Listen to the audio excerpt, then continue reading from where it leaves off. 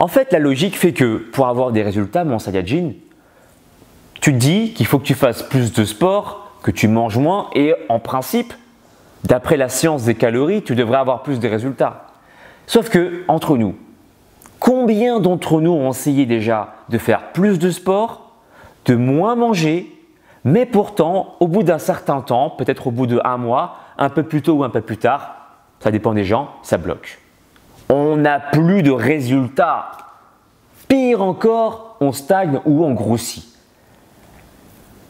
Et ce n'est pas un cas particulier, ça arrive souvent. La bonne nouvelle, c'est que ce n'est pas forcément ta faute. Je vais t'expliquer aujourd'hui les raisons obscures qui peuvent expliquer pourquoi tu stagnes ou pourquoi tu regrossis après avoir fourni tant d'efforts. Tu sais, c'est prouvé scientifiquement. Si tu fais une diète trop restrictive, trop intense, si tu diminues drastiquement tes calories par rapport à ton alimentation classique, et si tu fais en plus de ça beaucoup de sport, ton métabolisme se baisse. Et je t'apprends rien sur les conséquences d'un métabolisme bas, non fonctionnel. Tu stockes beaucoup plus de graisse quand tu manges quelque chose et ton corps ne voudra pas déstocker du gras facilement. D'accord? Et je vais te dire un truc. La plupart des personnes… Oh, ça va les bébés? Est-ce que vous pouvez faire moins de bruit s'il vous plaît? Je suis en train de tourner une vidéo. Hein? Je vais te dire un truc. Hop, hop. Attends mon Saiyajin, je monte les petits bébés. Bonjour, dites bonjour à mes Saiyajins de l'espace. Bonjour, bonjour, bonsoir. Et Cannelle, il faut dire bonsoir à mes Saiyajins de l'espace, regarde. Ouh. Bonjour. Chut. Le métabolisme. La plupart des personnes qui ne sont même pas en obésité, juste en surpoids, il y a de fortes chances déjà que vous souffrez d'insulinorésistance. Qu'est-ce que ça veut dire? Je vais t'expliquer ça avec des termes simples, des termes français. Ça veut dire que ton pancréas, un organe dans ton corps, doit sécréter beaucoup plus d'insuline qu'une personne qui ne souffre pas de résistance à l'insuline. La conséquence, c'est que tu sécrètes beaucoup trop d'insuline dans ta journée. Et l'insuline, c'est l'hormone qui empêche la libération des acides gras. C'est une hormone qui inhibe la lipolyse pour parler scientifiquement. La lipolyse, c'est la libération des acides gras. D'accord? Trop d'insuline égale ton corps. Non, je ne veux pas brûler du gras. Il est hors de question, monsieur. Je ne veux pas brûler du gras parce que tu sécrètes trop d'insuline dans la journée. Exactement. C'est quoi la solution du coup, Cannelle? Il y en a 2 aujourd'hui, 2 astuces. Atom, tu les connais toi, non? Partage les informations, sois généreux s'il te plaît. C'est quoi la première astuce? Tu peux dire ça à mes Saiyajins de l'espace. Ils sont tous gentils. Première astuce, tu n'as même pas besoin de pratiquer la technique du fasting. Tu sais que je la mets en avant, mais je vais t'expliquer qu'elle est aussi très intéressante. Mais tu n'es pas obligé de passer par là. La première technique, diminuer, modérer tes apports en glucides. Ou du moins, faire en sorte que ta glycémie soit plus normale. D'accord? Pas de pic trop important. Et pour ça, il faut consommer des aliments glucidiques à index glycémique bas ou moyen. Pour, encore une fois, chatouiller le moins possible ton pancréas. Il est fatigué.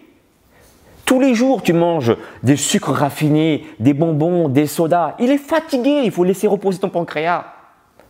Et pour ce faire, 2 solutions. Diminuer la consommation d'insuline en consommant par exemple beaucoup plus de légumes dans tes repas. Les légumes contiennent beaucoup plus de fibres. Les fibres ont cette particularité de faire descendre l'index glycémique de ton repas et donc ton pancréas va sécréter moins d'insuline. Moins il va en sécréter, plus tu vas améliorer ta sensibilité à l'insuline. Tu comprends? Donc manger plus de légumes, manger des aliments à index glycémique plus bas, donc par exemple le pain blanc préférer plutôt le pain complet qui contient plus de fibres, et donc tu connais les raisons, plus de fibres veut dire faire descendre l'index glycémique d'un repas. Et aussi les fruits. Un index glycémique bas, renseigne-toi, tape fruits, index glycémique bas, IG bas sur Google et tu vas trouver une liste de fruits et légumes qui vont te permettre de réguler ta glycémie. D'accord? Ça, c'est la première astuce. Tu vois, sans même pratiquer le fasting. Maintenant, la deuxième technique, encore une fois, sans pratiquer le fasting, c'est de laisser quand même un petit temps d'abstinence alimentaire. Au moins de, je l'ai déjà dit dans une vidéo précédente, 10 heures, 12 heures pour rester à jeun et pour que ton corps soit habitué à ne pas trop sécréter d'insuline trop longtemps dans la journée. D'accord? Ce temps d'abstinence alimentaire de 10 heures ou 12 heures va permettre à ton pancréas de se reposer. He needs to sleep. He needs to relax. Relax. Relax. Et pour ça, tu peux aussi lui faire de l'ASMR à ton pancréas. Pancréas, s'il te plaît. Relax. Stop producing insulin. Just relax and think about producing the antagonist hormone, which called glucagon. Tu veux des vidéos ASMR? Dis-le-moi dans la barre des commentaires. Ok, troisième astuce, donc du coup je t'ai un peu teasé, hein. C'est éventuellement la méthode du fasting qui va te permettre du coup de créer une abstinence alimentaire plus longue et donc là de laisser des vacances à ton pancréas. D'accord? Donc ça, si tu mets en place tous ces systèmes, donc ces trois astuces, à voir selon ton cas de figure, si tu as l'habitude de jeûner ou pas, d'accord? Eh bien, tu vas déjà améliorer ta sensibilité à l'insuline. Juste une information qui va t'intéresser.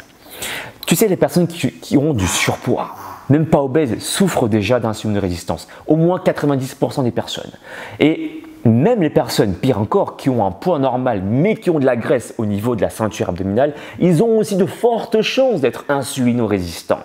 Une technique médicale qui permet d'identifier si tu es vraiment insulinorésistant, c'est de demander à ton médecin d'analyser l'hémoglobine HbA1c.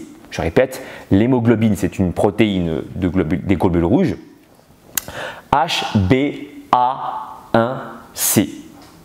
Tu lui demandes d'analyser cette hémoglobine et si dans l'analyse c'est supérieur à 6%, tu es insulinorésistant. La bonne nouvelle, c'est que ce n'est pas une fatalité. Il y a des moyens simples, comme je viens de t'évoquer. Donc, chatouiller le moins possible la glycémie, laisser tranquille ton pancréas avec les trois astuces que je viens de te partager là. D'accord? En faisant ça, tu auras déjà un bon métabolisme qui va être beaucoup plus élevé que maintenant si tu es en surpoids et ça va te permettre de déstocker du gras beaucoup plus facilement. Donc, à ce moment-là, si ton métabolisme il est fonctionnel, tu pourras diminuer un peu plus les apports en calories sans faire une diète trop restrictive et tu vas commencer à avoir des résultats. D'accord? Si ton métabolisme n'est pas fonctionnel dès le départ, mais que tu souhaites mettre en place beaucoup de sport avec une diète trop restrictive, tu vas encore plus baisser ton métabolisme. Tu pars sur de mauvaises bases. C'est comme par exemple vouloir aller en voyage, t'assurer d'avoir mis l'essence dans la voiture, mais que tes pneus sont dégonflés. Ça ne sert à rien. Tu peux mettre autant d'essence que tu veux, la voiture ne roulera pas bien parce que la fonction de la voiture, les roues ne fonctionnent pas. Assure-toi d'abord que la voiture fonctionne. Et pour ça, assure-toi de régler le problème d'insulinorésistance. Ne cherche même pas à boire beaucoup plus de thé ou de café ou quoi que ce soit. Les techniques que je viens de t'évoquer, mets-les en place et tu vas voir. En pratiquant du sport déjà que 2-3 fois dans la semaine, mets des exercices intenses selon ton niveau.